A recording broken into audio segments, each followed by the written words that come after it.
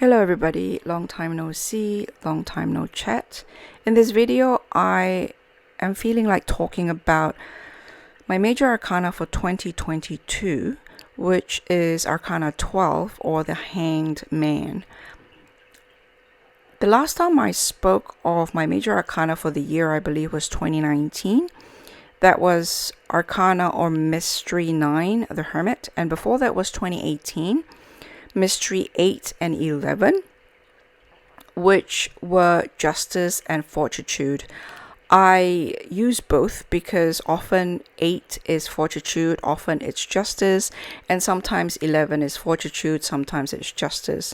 So for the year 2018 and 2021, I use both Fortitude and Justice as the mysteries to contemplate with. Having said that, 2020 and 2021, I really didn't contemplate with anything. I stepped away from tarot, as you know, and largely dabble only at the fringes of it. However, this year I found myself contemplating the Arcana for 2022, which is Arcana or Mystery 12, the Hanged Man. And with that, I look back at 2021, 2020, and forward at 2023, as I did when I contemplate in 2018 and in 2019. So I'll go over Arcana 10 or Wheel of Fortune after I go over Arcana 12 for this year, because I skipped 10 after 9, the Hermit. 2020 was a year where everything happened and nothing happened. It was the year which defined a lot of our years after. It is a year where external forces create the kind of space that I wasn't ever going to be able to create for myself, which then allow me to be a certain way, which determine the trajectory of everything that transpired in 2021 and potentially in 2022. Everything went off course for a lot of us, myself included, in 2020. So let's start with the Hangman for the moment. The Hangman is often depicted as the serene image with a level of self-agency and higher purpose, as depicted here by Pamela Coleman Smith in the famous Rider-Waite-Smith tarot that most of us will be familiar with. We started exploring tarot in the 20th century. And here by Frida Harris for Crowley's Thoth Tarot. If you work with tarot mysteries in terms of meanings, the variety of meanings assigned to it is surrender, transformation, elevation from a mundane state, consistent with the depiction painted by Frida Harris and Pamela Coleman Smith. However, if you are working with tarot in terms of mysteries like I do, you have to go back to pre-esoteric tarot, I suppose, to see these images of playing cards which depicts the reality of people at the time, including this method of hanging one by one ankle, or two ankles, as you will see later, mainly for traders, but not exclusively for traders, in Italy in the 1500s and 1400s. And I suppose this agonizing image of a hangman rather than the serene, elevated one is one which I identify the most entering 2022. And this started way back in 2021, which, if I were to consider Arcana 8 and 11 as I did for 2018, is certainly more a year of fortitude, of strength, of fighting with oneself, of maintaining things within oneself, as the whiplash of 2020 was finally felt, in my case, in its full force, and a variety of other incidents and happenings which I will not share now, but maybe one day, which directly affected my life and my surrounding circumstances last year and going forward this year, and how absolutely everything is dependent on the actions and decisions and timings of other people, and there's absolutely nothing that I could do this year. So, how should I put this? The agony of the body language, the facial expression, the desire instinctively in a knee-jerk reaction to save oneself from this discomfort, to release oneself from this imposition of other people's wills and power, is truly how I feel right now entering 2020. I probably can't fully peel off the mystery of the hangman until I've experienced 2022 in its fullest year, which will only happen at the end of 2022. So I'll certainly get back to you and report back. But only to say, for the moment, before I leave the hanged man behind, to review the Wheel of Fortune for 2020, is that looking at the serene figure is very unhelpful. I feel lectured upon, while looking at the facial expressions and the body language of the agony of the hanged man, of pre-esoteric terror, of the depiction of the reality of life in Italy or in Europe at large. I'm not sure. Feel free to let me know down below. It made me feel perhaps not so much seen, but it gives me a picture of an internal struggle that I have, and that serves as a helpful bridge towards working perhaps towards the more serene depiction of the hanged man in the Rider-Waite-Smith, in Crowley's Thoth, and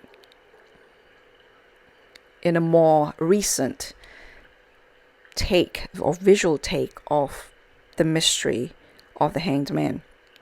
And I'm going to leave it at that for the moment. It certainly felt like a year of fortitude, one where I have to surmount myself, where the world have imposed a structure, a space, an absent, the presence. The world have certainly, with the pandemic, forced upon us our circumstances, and there's absolutely nothing that we could do other than adjust ourselves within ourselves with the things that we can control in order to be able to cope, in order to be able to adjust and to move on, in order to be able to survive. And it was a blessing in disguise in a way, because that extent of an external reshaping of my world would not have happened without the pandemic, and I would not have been able to do that for myself.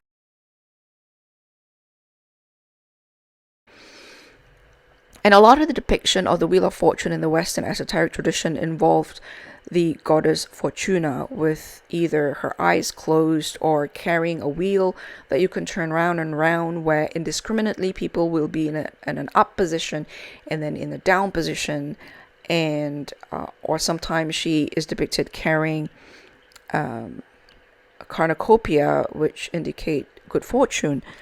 And Robert Place, in his Sevenfold Mystery, which is a Neoplatonic themed tarot, depicted Fortuna as blindfolded, but also interestingly echoed in Prudence, which occupied the position of the world in that deck. Prudence being one of the virtues which people consider to be missing in the depictions of more modern tarot, where at least three virtues, fortitude, justice, temperance, love, you can see them clearly translated into the modern format, but prudence is always missing. In the Carriel Visconti tarot deck, you have 7 virtues. All in all, the question have always been, where is prudence? And so it's interesting to see prudence with her eyes opened, while fortune has her eyes closed in the Sevenfold Mystery deck. Earlier this year, I came across the Botan Tarot depiction of Wheel of Fortune, which is a hand holding what I consider to be an 8-sided disc, and my mind went straight away to Pat Kwa. I'm sure I've butchered that Chinese term, the Chinese words there. I grew up in Indonesia. As many of you know, I'm Peranakan Chinese in heritage. So that's a combination of Javanese and Chinese tradition. And I can't remember which generation still speak Chinese in my family. So I've probably butchered that. But I think Pat Kwa means 8-sided disc. Please feel free to let me know down below if that's not true. But my memory of it is of this 8-sided disc with a mirror in the middle and a lot of symbols. I think they're I Ching symbols, I'm not sure, around the sides, that my maternal grandfather gave my mother. And it was placed on top of the door, the entrance door to our first house in Indonesia when we came back from Belgium. I was only 6 or 7. And I don't remember seeing those in subsequent houses. So I'm thinking that they were only placed there because my granddad gave it to my mom and because my granddad was still alive. And as many of you know, and as I've related many times before, I think my mother is probably the last of that generation to maintain a lot of the older culture. And I think with migrations and with mobility internationally, a lot of my generation have lost the ability to maintain certain cultural artifacts and certain traditions and rituals. And so I've never seen it again after that, but I distinctly remember that above our door with pieces of yellow paper with red Chinese sigils on them. And what made me think of this, and tying back up to prudence on the Sevenfold Mystery, is, and the depiction of Fortuna in some instance where she's not blindfolded, and the depiction of Botan Tarot with the Wheel of Fortune and the hand held by a hand, is that this element of exerting ourselves, reaching our hand to meet the hand of fortune. That although Fortuna can be blind sometimes, it seems, not always, that we aren't blind. And I'm not talking about our physical eyes. That we must meet the hand of destiny, that maybe potentially we can bend destiny. Is that an oxymoron to say we can bend destiny? I mean, if it can be bent, then it's not destiny, or is it? And so the hand reaching, holding the Patkwa, the 8-sided disc, and my memory of this 8-sided disc with a mirror in the middle of it as a way to avert bad fortune, as a way to court good fortune, the form of magic that I grew up with in the old country, where divination and deciphering the will of God or gods is not so much about knowing your future, but about taking control of it. I'm reminded, thanks to the Botan Tarot's depiction of the Wheel of Fortune, regardless of the intention of the author, who's Japanese American, I believe, reminds me of my own tradition of fortune, where our hand has a lot more role to play in meeting the hand of fortune,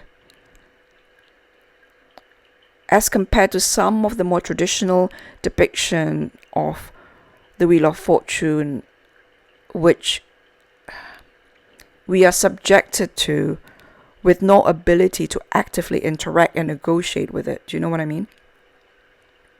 So that's my contemplation of the Wheel of Fortune in the beginning of 2022, which was my arcana or mystery for 2020, which was the year of the pandemic.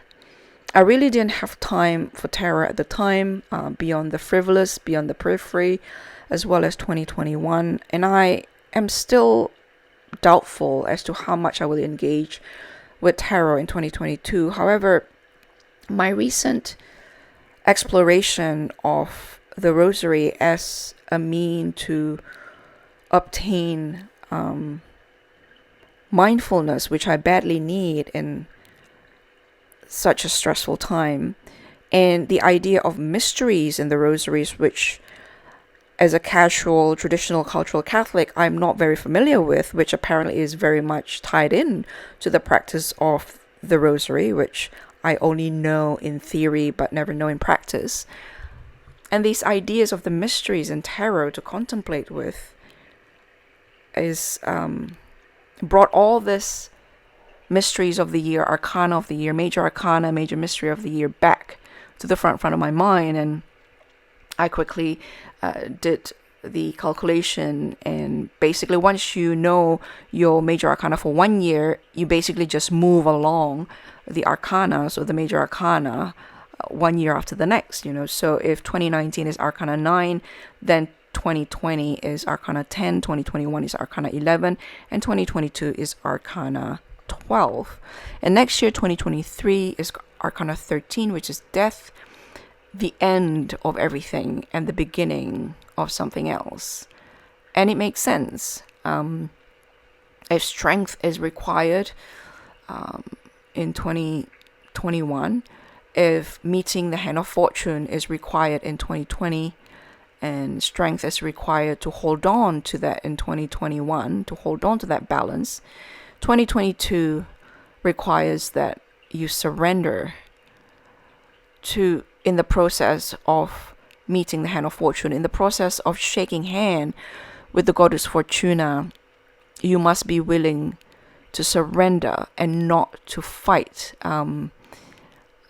that initial instinct, that initial knee-jerk reaction to rebel. When you're tied in, and the more you move, the harder, the stronger the knot is tied around your neck, or around your ankle in this case. And that is the image that I have entering 2022. And I think finally, if I am able to do that in 2022, knowing that I'm not fully surrendering for the Wheel of Fortune to sweep me uncontrollably, but to surrender for your higher purpose, for the bigger picture, then only then everything can come to pass, so the new one can come in with the mystery of death next year in 2023. Now, just touching on that, sometimes I relate everything to my birth cards, or soul cards you call it. Again, the way you calculate it is very similar, but instead of putting the current year, you put the year of your birth. I'll try to put that link down below somewhere. My birth or soul, I can never remember which is which, cards are the Emperor and the Fool. And I think my shadow or teacher card is Death, 13, which is next year. 13 being 1 and 3, you add that together, it's 4. That's the Emperor. And if the Fool is to come last after the World, because the Fool is without a number, it floats around beyond all of the mysteries.